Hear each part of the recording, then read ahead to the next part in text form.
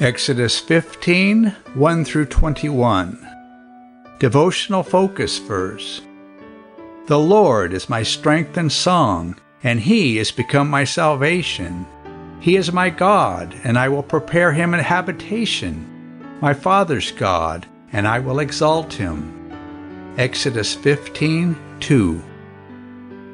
How often the words of a song seem to express the innermost emotions of our hearts. Charles Wesley was conducting open-air meetings near Killyleagh, Ireland. During the course of his preaching, a number of people took exception to his views and assaulted him. Unable to withstand the mob, Wesley fled for his life. He took refuge in a nearby farmhouse, where a kind-hearted housewife hid him in the milk house. When Wesley's assailants rushed up, the woman diverted their attention by preparing refreshments. Fearful that they might search the premises and discover the exhausted preacher, the farmer's wife went to the milk house on the pretext of getting a cold drink for her visitors. She instructed Wesley to climb through the rear window and hide under the hedge. He clambered through the window and found a little brook flowing beside the hedge, forming a pool with overhanging branches that afforded a safe retreat. While waiting for the vindictive villagers to give up the search and leave, Wesley pulled a pencil and paper from his pocket and wrote out a beautiful plea for the protection of God. The words of the immortal hymn penned that day, "Jesus, lover of my soul," have blessed and comforted many a troubled heart in the years since. In today's text, with their enemies drowned and their freedom secure, Moses and the children of Israel rejoiced in song. After the triumph of escape and victory over the pursuing armies, it was natural to lift their voices in a hymn of praise to God. For us, too, the words of a song can make known our relief, praise, and thanksgiving. Music and worship go hand in hand, for songs help us focus on worship by lifting our thoughts and emotions to God. Through music, we can reflect upon the great themes of the Spirit, rehearse the incomprehensible mercies of God, and celebrate the greatness of our Redeemer. Thank God for the fact that He has given His people this medium of praise and worship. What a joy it is to draw nearer to Him in the fellowship of other believers by singing His praises together. Are you troubled or overwhelmed with the pressures of life? Are you rejoicing over an answer to prayer? Are you looking for a way to draw nearer to God? Follow the example of Moses and use a song to express what is in your heart. Background information.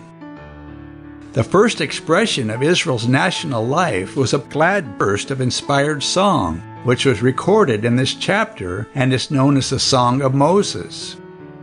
Music played an important part in Israel's worship and celebration. Not only was singing an expression of love and praise to God, but it was also a creative way to pass down oral traditions to the next generation. Some scholars say the Song of Moses is the oldest recorded song in the world. Hebrew poetry was often written in a parallel form. Each line was either repeated in similar words in the next line or portrayed a contrasting thought. Most of this poem is in synonymous parallel structure. The Song of Moses, in addition to being a festive epic poem celebrating God's victory, was a prophecy foretelling the powerful effect of the destruction of Egypt's army on the surrounding nations. It specifically mentioned that Palestina, the land of the Philistines, Edom, inhabited by the descendants of Esau, and Moab, area belonging to the descendants of Lot, would fear God's power. It told of the future settlement of Canaan, the construction of the temple on Mount Zion, and the perpetuity of the dominion and worship of God. Moses was a poet as well as a lawgiver. He not only wrote history, law, and prophecy, but more than once he perpetuated them in the words of an inspired song. We are told that the redeemed will sing the song of Moses in heaven. See Revelation 15:3. Conclusion. When we think about all God has done for us, our hearts overflow with praise and thanksgiving to Him. And I will exalt him. The Lord is a man of war, the Lord is his name. Pharaoh's chariots and his host hath he cast into the sea, his chosen captains also are drowned in the Red Sea. The depths have covered them, they sank into the bottom as a stone. Thy right hand, O Lord, is become glorious in power, thy right hand, O Lord, hath dashed in pieces the enemy. And in the greatness of thine excellency thou hast overthrown them that rose up against thee, thou sendest forth thy wrath, which consumed them as stubble. And with the blast of thy nostrils the waters were gathered together, the flood stood upright as an heap, and the depths were congealed in the heart of the sea. The enemy said, I will pursue, I will overtake, I will divide the spoil, my lust shall be satisfied upon them, I will draw my sword, my hand shall destroy them. Thou didst blow with thy wind, the sea covered them, they sank as lead in the mighty waters. Who is like unto thee, O Lord, among the gods? Who is like thee, glorious in holiness, fearful in praises, doing wonders? Thou stretchedst out thy right hand, the earth swallowed them.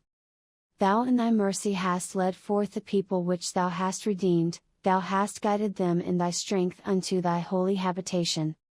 The people shall hear, and be afraid, sorrow shall take hold on the inhabitants of Palestina. Then the dukes of Edom shall be amazed, the mighty men of Moab, trembling shall take hold upon them, all the inhabitants of Canaan shall melt away. Fear and dread shall fall upon them, by the greatness of thine arm they shall be as still as a stone, till thy people pass over, O Lord, till the people pass over, which thou hast purchased. Thou shalt bring them in, and plant them in the mountain of thine inheritance, in the place, O Lord, which thou hast made for thee to dwell in the sanctuary, O Lord, which thy hands have established. The Lord shall reign for ever and ever. For the horse of Pharaoh went in with his chariots and with his horsemen into the sea, and the Lord brought again the waters of the sea upon them, but the children of Israel went on dry land in the midst of the sea. And Miriam the prophetess, the sister of Aaron, took a timbrel in her hand, and all the women went out after her with timbrels and with dances. And Miriam answered them, Sing ye to the Lord, for he hath triumphed gloriously, the horse and his rider hath he thrown into the sea.